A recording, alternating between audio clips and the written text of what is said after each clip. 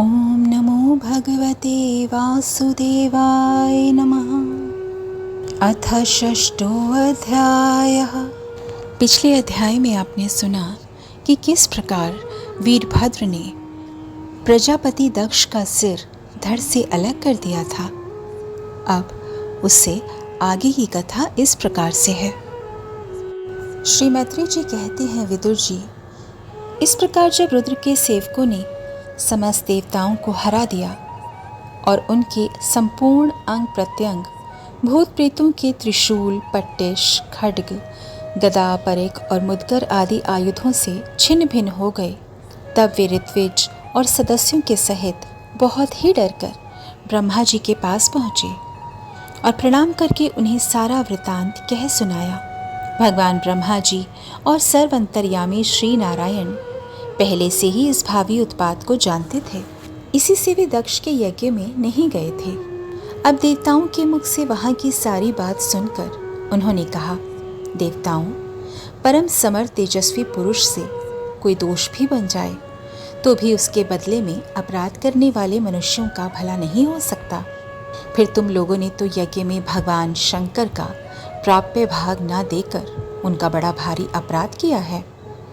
परंतु भगवान शंकर जी बहुत शीघ्र प्रसन्न होने वाले हैं, इसलिए तुम लोग शुद्ध हृदय से उनके पैर पकड़कर उन्हें प्रसन्न करो, उनसे क्षमा मांगो। दक्ष के दुर्वचन रूपी बाणों से उनका हृदय तो पहले से ही बिंद रहा था, उस पर उनकी प्रिया सती जी का वियोग हो गया।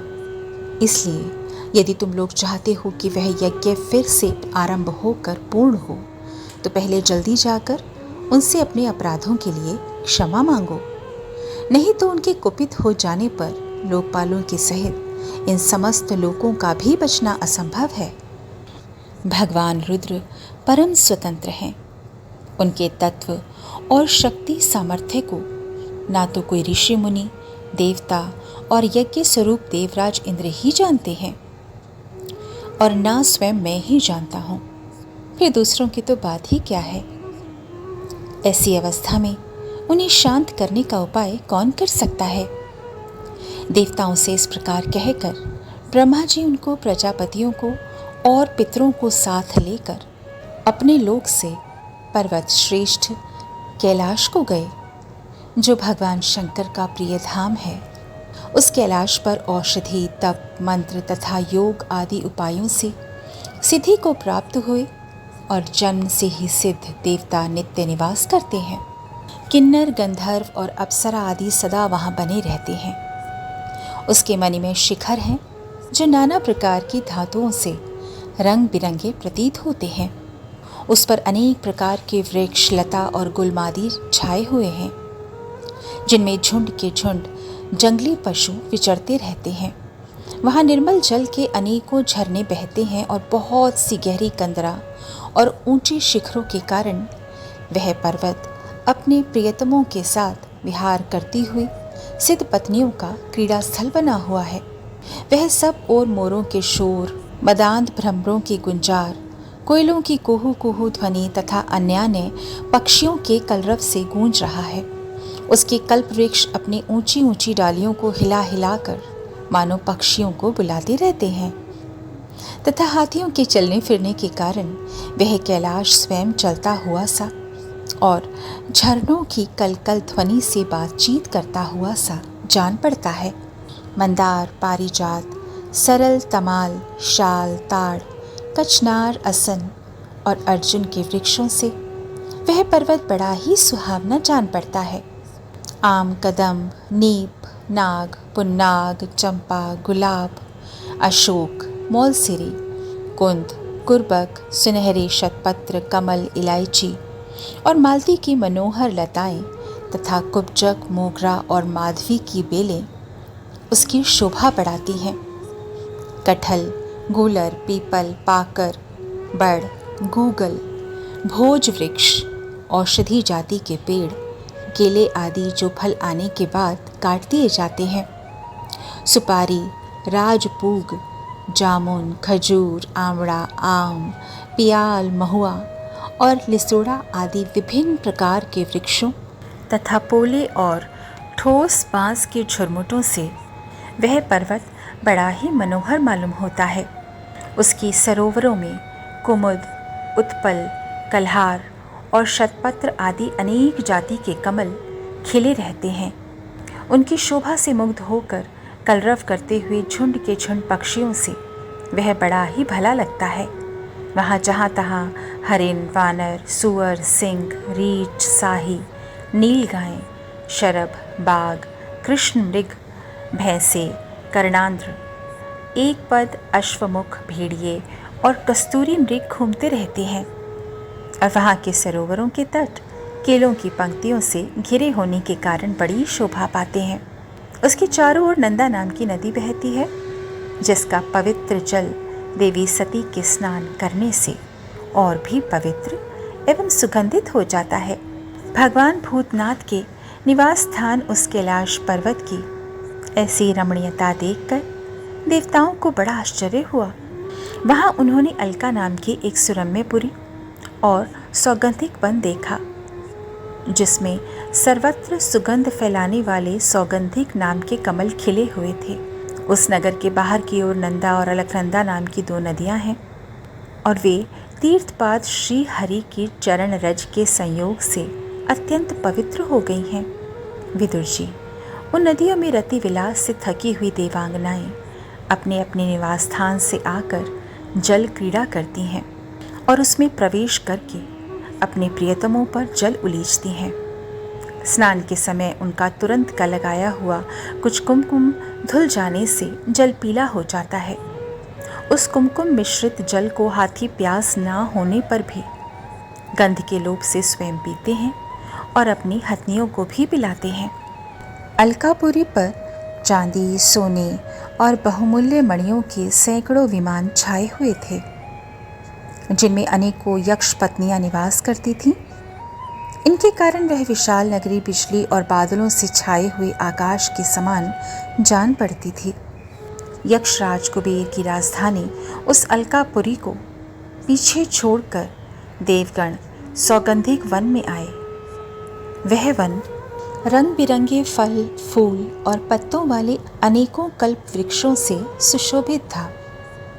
उसमें कोकिल आदि पक्षियों का कलरव और भौरों का गुंजार हो रहा था तथा राजहंसों के परम प्रिय कमल कुसुमों से सुशोभित अनेकों सरोवर थे।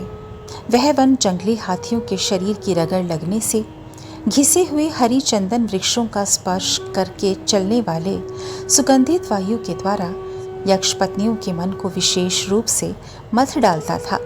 बावलियों की सीढ़ियां वैदुर्य मणि की बनी हुई थीं। उनमें बहुत से कमल खिले हुए थे। वहाँ अनेकों किम पुरुष जी बहलाने के लिए आए हुए थे।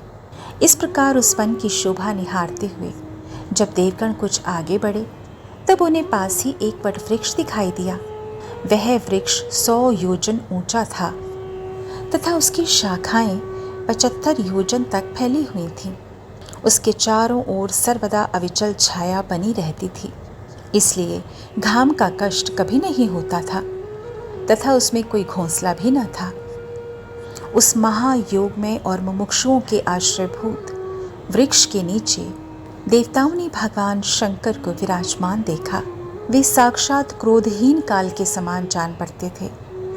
भगवान भूतनाथ का श्री अंग बड़ा ही शांत था। सनंद आदि शांत सिद्धगण और सखा यक्ष राक्षसों के स्वामी कुबेर उनकी सेवा कर रहे थे। जगतपति महादेव जी सारे संसार के सुहृद हैं, स्नेहवश सबका कल्याण करने वाले हैं। वे लोक हित के लिए ही उपासना, चित्त की एकाग्रता और समाधि आदि साधनों का आचरण करते रहते हैं। संध्याकालीन मेघ की सी कांति वाले शरीर पर वे तपस्वियों के अभीष्ट चिन्ह भस्म, दंड, जटा और मृगचर्म एवं मस्तक पर चंद्रकला धारण किए हुए थे। वे कुशासन पर बैठे थे और अनेकों साधु श्रोताओं के बीच में श्री नारद जी के पूछने से सनातन ब्रह्म का उपदेश कर रहे थे। उनका बायां चरण दाई जांघ पर रखा हुआ था। वे बायां हाथ बाएं घुटने पर रखे, कलाई में रुद्राक्ष की माला डाले, तर्क मुद्रा में विराजमान थे। वे योगपट अर्थात काठ की बनी हुई टेकनी का सहारा लिए हुए एकाग्रचित्त से ब्रह्मानंद का अनुभव कर रहे थे। लोकपालों के सहित समस्त मुनियों ने मननशीलों में सर्वश्रेष्ठ भगवान शंकर को हाथ जोड़कर प्रणाम किया। यद्यपि समस्त देवता और दैत्यों के अधिपति श्री महादेव जी के चरण कमलों की वंदना करते हैं, तथापि वे ब्रह्मा जी को अपने स्थान पर आया हुआ देखकर तुरंत उठकर खड़े हो गए और जैसे वामन अवतार में परम पूज्य विष्णु भगवान कश्यप जी की वंदना करते हैं, उसी प्रकार सिर झुकाकर उन्हें प्रणाम किया। इसी प्रकार शंकर जी के चारों ओर जो महर्षि सहित अन्यान्य सिद्धगण बैठे थे, उन्होंने भी ब्रह्मा जी को प्रणाम किया। सबके नमस्कार कर चुकने पर ब्रह्मा जी ने चंद्रमौली भगवान से, जो अब तक प्रणाम की मुद्रा में ही खड़े थे, हंसते हुए कहा। ब्रह्मा जी ने कहा, देव, मैं जानता हूँ आप संपूर्ण जगत के स्वामी हैं, क्योंकि विश्व की योनि शक्ति अर्थात प्रकृति और उसके बीज शिव अर्थात पुरुष से परे जो एक रस पर ब्रह्म है, वह आप ही हैं। भगवान, आप मकड़ी के समान ही अपने स्वरूप भूत शिव शक्ति के रूप में क्रीड़ा करते हुए लीला से ही संसार की रचना, पालन और संहार करते रहते हैं। आपने ही धर्म और अर्थ की प्राप्ति कराने वाले वेद की रक्षा के लिए दक्ष को निमित्त बनाकर यज्ञ को प्रकट किया है। आपकी ही बांधी हुई ये वर्णाश्रम की मर्यादाएं हैं, जिनका नियम निष्ठ ब्राह्मण श्रद्धा पूर्वक पालन करते हैं। मंगलमय महेश्वर, आप शुभ कर्म करने वालों को स्वर्गलोक अथवा मोक्ष पद प्रदान करते हैं तथा पाप कर्म करने वालों को घोर नरकों में डालते हैं। फिर भी किसी किसी व्यक्ति के लिए इन कर्मों का फल उल्टा कैसे हो जाता है?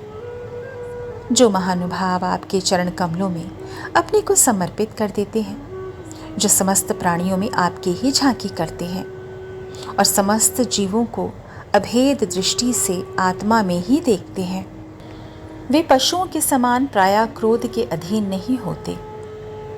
जो लोग भेद बुद्धि होने के कारण कर्मों में ही आसक्त हैं, जिनकी नीयत अच्छी नहीं है, दूसरों की उन्नति देखकर जिनका चित्त रात दिन कुढ़ता रहता है, और जो मर्म भेदी अज्ञानी एवं दुर्वचनों से दूसरों का चित्त दुखाया करते हैं, आप जैसे महापुरुषों के लिए उन्हें भी मारना उचित नहीं है, क्योंकि वे बेचारे तो विधाता के ही मारे हुए हैं।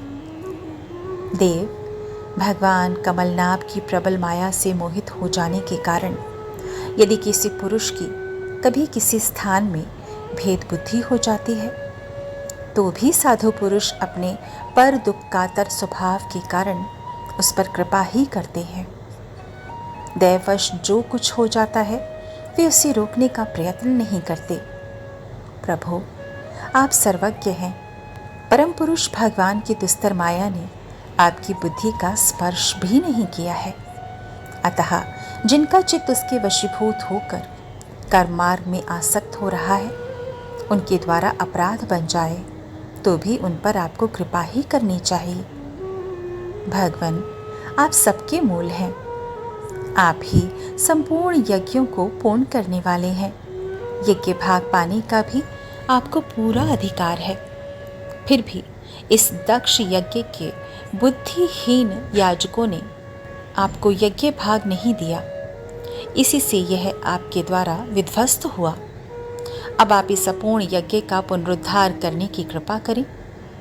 प्रभु, ऐसा कीजिए जिससे यजमान दक्ष फिर से जी उठे, भग देवता को नेत्र मिल जाएं, भृगु जी के दाढ़ी मूछ आ जाएं और पूषा के पहले के ही समान दांत निकल आएं। रुद्रदेव, अस्त्र शस्त्र और पत्थरों की बौछार से जिन देवता और ऋत्विजों के अंग प्रत्यंग घायल हो गए हैं, आपकी कृपा से वे फिर से ठीक हो जाएं। यज्ञ संपूर्ण होने पर जो कुछ शेष रहे, वह सब आपका भाग हो। प्रभु, यज्ञ विध्वंसक, आज यह यज्ञ आपके ही भाग से पूर्ण हो। छठा अध्याय समाप्त हुआ। इति श्रीमद्भागवते महापुराणे पारमहंस्यां संहितायां चतुर्थस्कन्धे षष्ठोऽध्यायः। हरे कृष्ण कृष्ण कृष्ण हरे हरे, हरे राम राम राम हरे हरे।